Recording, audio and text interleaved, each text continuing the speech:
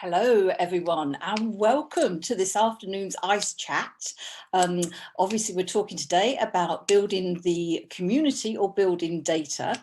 I'd like to welcome Bruce from the live group here today, who basically looks after content for the organisation.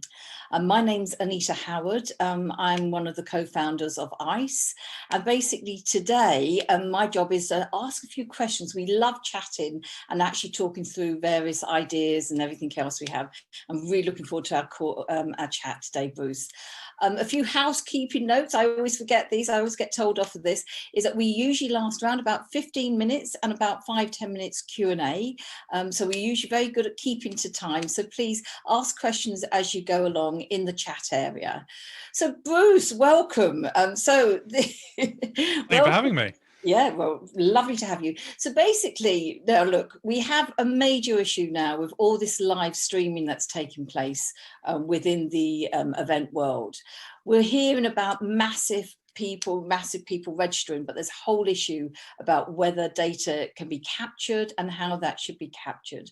So my question to you really is to actually say, is it possible to build your community and not worry about collecting the data? Because obviously there's so much stuff out there now at the moment. So I think we need to take a step back. Probably helps, because one of the things that's very interesting in this world is that's very easy to lose sight of when we're in a Zoom focused, digitally focused environment, is that we are in the business of connecting people, humans, living, breathing, beating hearts, and all that's very important to keep in mind.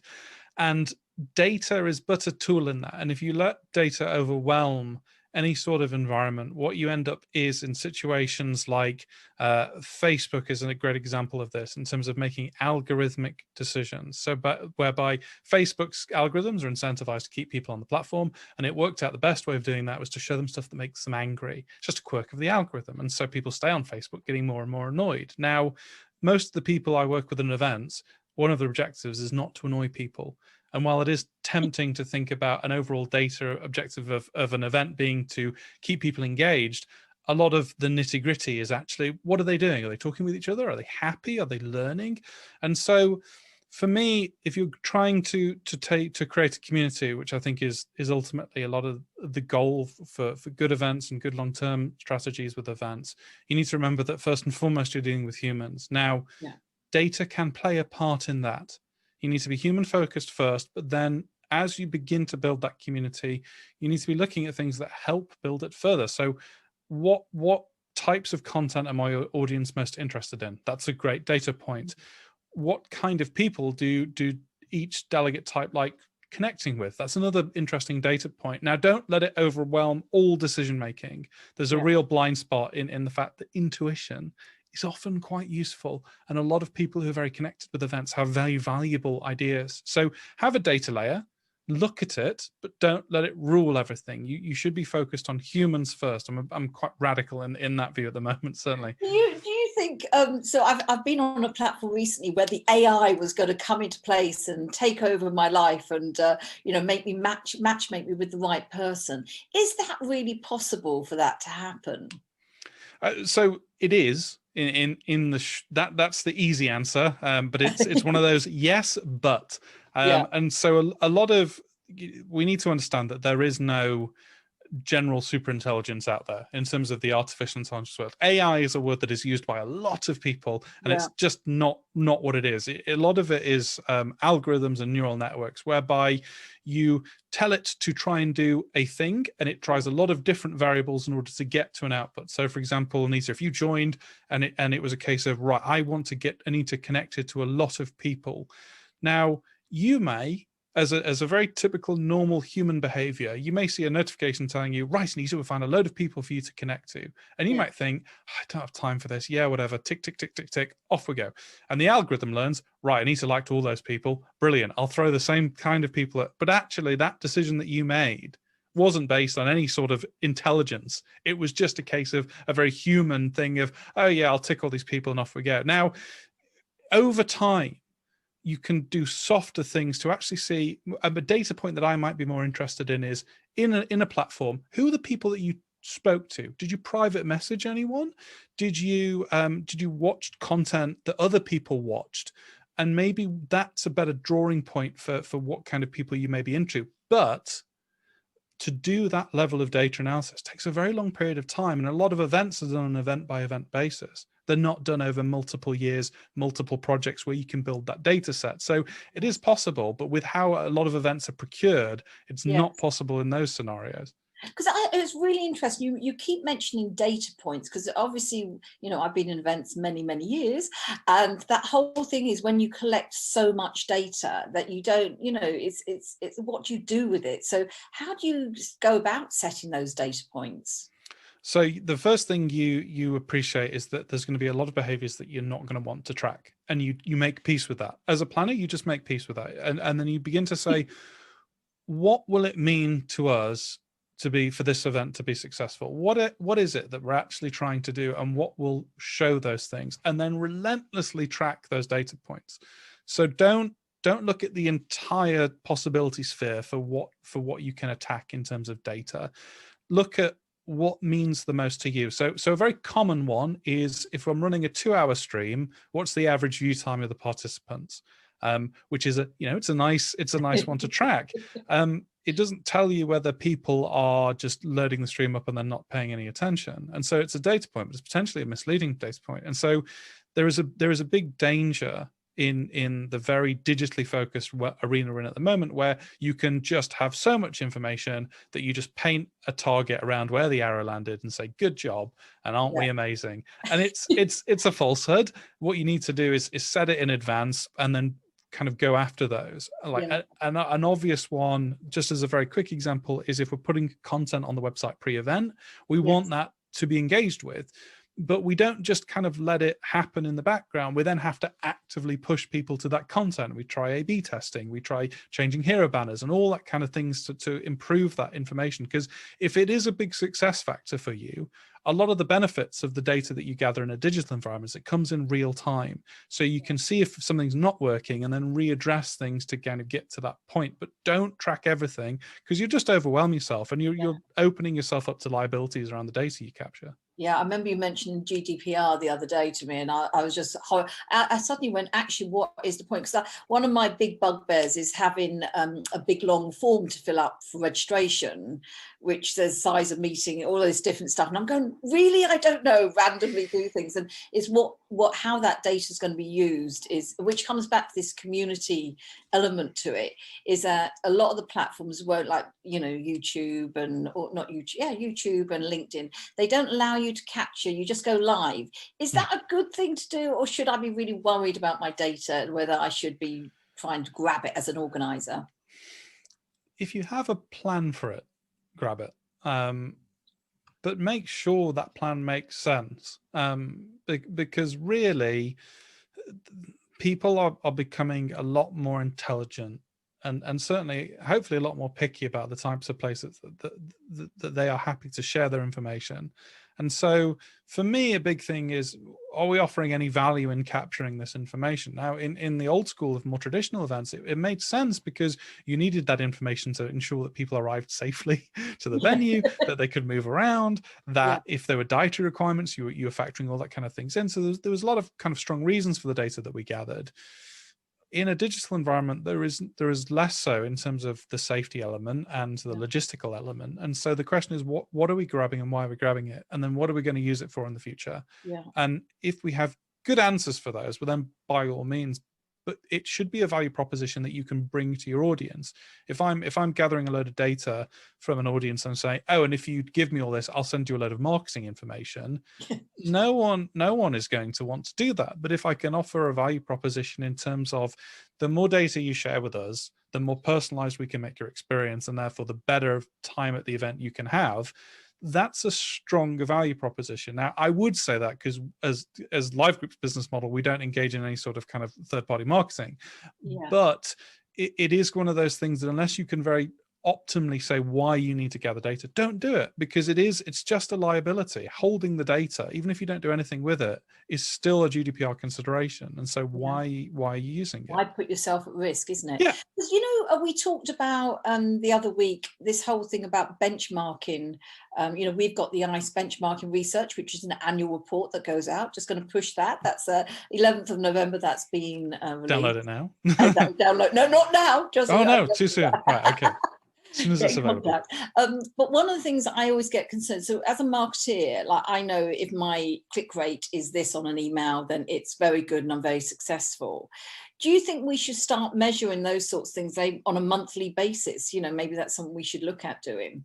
I think we can start to draw broad strokes in terms of data reporting, and it will require a lot of cooperation and collaboration, but everyone needs to understand it would potentially be to everyone's benefit. Now, I'm coming at it from a slightly privileged position, because we run a lot of events and we have a massive database. And we will quite regularly throw all of the data sets through an anonymization layer, because again, have to, but we can still view numbers on a given stream and participation levels on a given stream. So I, for example, can tell you that about 8 years ago, appreciate it's a very long time ago, we were in a state whereby the number of people we had registered to attend an event versus the number of people who would show up for a live stream was around about 50 to 60%, which is quite an enormous drop-off rate for a lot of events. But that's what we were seeing in the digital world. Now I can say, in 2020, our participation rate is about 85 to 90%. Now, that's a very dramatic shift, but it lets me, when a client says to me, right, we've got 1,000 people registered, how many should we expect to tune in live? I can say with at least a degree of certainty, well, I'm expecting about 900 people there or thereabouts. I'm not just plucking a number from thin air. A lot of other organizers who run maybe 5 or 6 shows a year, it's going to be harder for them to draw their inferences. And there is work that we can potentially do in terms of publishing the data sets that we have, in terms of a white paper to maybe aid the wider community in terms of, well, these are the benchmark for engagement levels. The secret sauce, so to speak, and I guess the thing that's maybe prevented us attacking that problem wholesale is, we do a lot of strategies with speakers in terms of how to encourage audience participation, how to encourage downloading materials pre-event, how to keep viewers engaged. Now, we can publish our benchmark, but that's based on our methodology. And if you just tuck the end data points without looking at the methodology, you may be misled slightly. So we also maybe need to publish a bit of our methodological thinking, which, to be honest, would light a fire under us to do even better events, because a lot of that is proprietary, but we're always expanding, we're always doing things differently. Yeah, no, excellent. Because one thing, I was involved the other week on an event hack, which was over in the States, and it was really interesting. It'd be quite interesting to talk about those methodologies, wouldn't it? And actually, so that we can start measuring to the right point and everything else. Because I think it's really interesting is that when you end up kind of looking at things and you just go like, now come on, does that make sense? Is that correct? And I think I personally, I would love to try and look at something like that. We need to develop a playbook of this types of strategies that we can employ. And the exciting thing for me is that the field is actually narrowed. When we think about traditional events, our control extends to the room that the audience is in.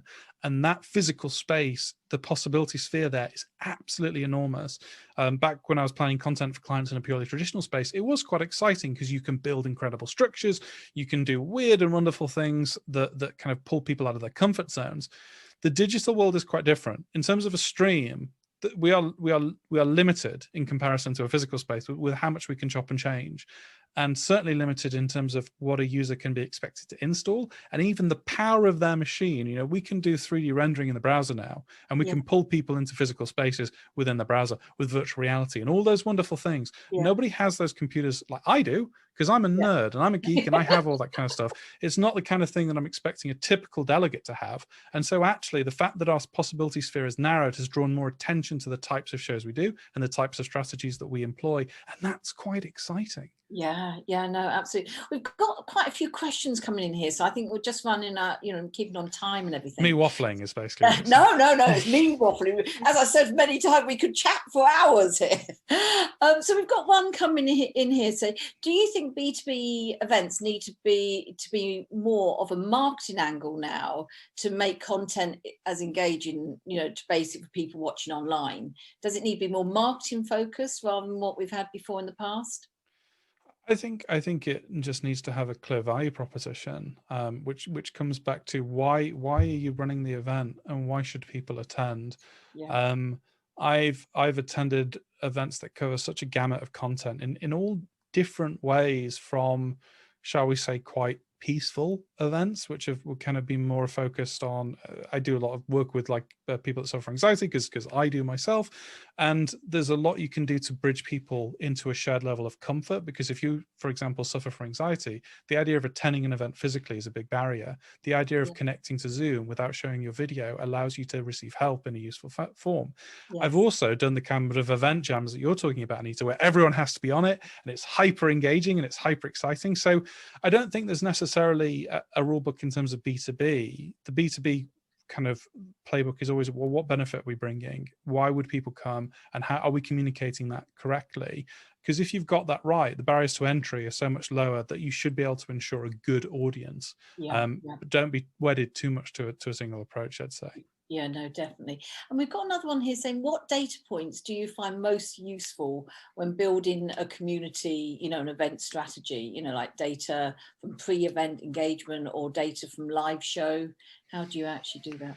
So in the pre-event phase, we're going to be looking at the areas that we expect the audience to be, and a lot of the time, if it's any sort of forum activity, we're going to be looking at that and monitoring it quite closely. I want to know how many people are talking, who are the kind of people who are talking, how active those discussions are. If we can seed any sort of controversial questions to get people really engaging, and then they'll filter into other topics. That excites me from an immediate data point. Obviously, a big part of the pre-event phase is all the materials that we push up pre-event in terms of videos, downloads, etc. And I've found that we have to quite vehemently signpost those and push people to them. But then the number of downloads there, if we're having a rating system, if people are watching the content, how are they rating it? And then a lot of the softer networking aspects in terms of, are people connecting? Are they browsing through each other? Are they because we don't, a live group thing is we don't kind of, well, I don't like to reinvent the wheel. So we don't have people network on our platform. We provide a bridge to them to network on LinkedIn, because that's typically where those connections like to stay. So how many people are we pushing into those kind of connections? That becomes quite important to us. And then if we do any sort of pre-event fireside chats, obviously attendance becomes quite important. But Yes. again, if I'm seeing, and this comes to kind of deeper learnings for audience types, there are some events where I might see a forum be very active, but pre-event materials aren't accessed as much, and other events where the complete opposite is true. That doesn't mean I need to push the audience to a certain direction. It probably means that audience prefers to interact in a slightly different way, and that's okay. Yeah, and it's actually analysing that behaviour sometimes, isn't it? And working out which is the best way of approaching it in the future. Like we've got an ice talk coming up, and we're basically redoing our ice pack, because people love that whole ice pack thing. And you just go, it's knowing the audience, isn't it? It's knowing your community again. Analyzing data is a full-time job, and it is always misunderstood how long and arduous it is to actually draw useful inferences from data. Yeah. So if you're going to do it, make sure you've dedicated the resource. Yeah, and years ago, I worked for Blenheim Exhibitions, and one of the things, they had a whole data department. So it was so interesting actually seeing people actually analyze it properly, Yeah. rather than just saying this, how many people turn up. So look, I've got two more questions, and I think we're out of time then. So here's one. What is the big top tip you would give to an event planner looking to build their events strategy for 2021? What would it be? A slight side left one. My number one tip for 2021 would be, don't try and predict the future. I've seen so many people think that we're going to return to a form of normality in the back half of 2021, and I think that's ludicrous. we're obviously in a situation with the UK where the second peak could be more devastating than the first, and obviously worldwide that viewpoint isn't too dissimilar. Yeah. I'm reminded of something the Prime Minister says, not a man I usually quote, but you don't have something like this that happens, a pandemic of this scale, that doesn't change the world forever. And so if you're planning in 2021, be flexible. I think hybrid models will become something of a pressure release valve, but then you're kind of picking an approach based on a safety, not what's best for your audience. So make sure in 2021 that you're being wise to what options you have, because there are so many out there, and maybe start engaging with your audience in terms of, well, if we can't meet, what's your preferred method? Do you prefer kind of exclusive videos? Do you want live streams? Do you want, ask them the question and help them inform your strategy, because I don't think we're heading back to that sense of normality next year, as much as it pains me to say. So look, it's the final question here, because obviously getting close to time. What is the biggest lesson learned from the past 6 months when transitioning physical events to live events? I think the big lesson for me has been two things that really surprised me personally. One is that audiences are far more adaptable than we thought. I was expecting to see a lot of the same issues in terms of audiences connecting and technical help they need and all those things. When I look at the data sets, they're actually far more able to connect and far more adaptable than I previously gave them credit for. The flip side of that is speakers need so much more hand-holding, and this is not a criticism of speakers. No. It is a hard job to present to a lens. But in terms of wrapping them up in an environment where they feel comfortable to present to their best ability requires so much more time than it ever did with traditional events. I'm talking maybe a factor of 4 to do it perfectly right. Yes. And I'm doing content calls with speakers, technical checks with speakers, rehearsals with speakers, and they're still at the end of it that you can see there's a little bit of panic in their eyes still. So it's probably, for me, those two things encompass the learnings of the last 6 months, and have been, it's an exciting environment. Yeah, no, exactly. And I think the coverage of this whole thing about data community that we've discussed today will go on long, because I think that whole thing about a community wanting to be engaged with topics and doing things that are interesting, and content is key and king. And I think it's I mean, I'd say that, but I'm very biased in that. I'm with you all the way. And, many a time, this is what I think everyone forgets to do, is make sure the content matches what you need. Well, look, Bruce, thank you so much for joining us. So insightful. Obviously, we will be publishing this on our YouTube channel tomorrow. We'll send you details of Bruce Rose as well, so that you can get in contact if you have any questions on content. And again, thank you so much, Bruce, and have a lovely evening.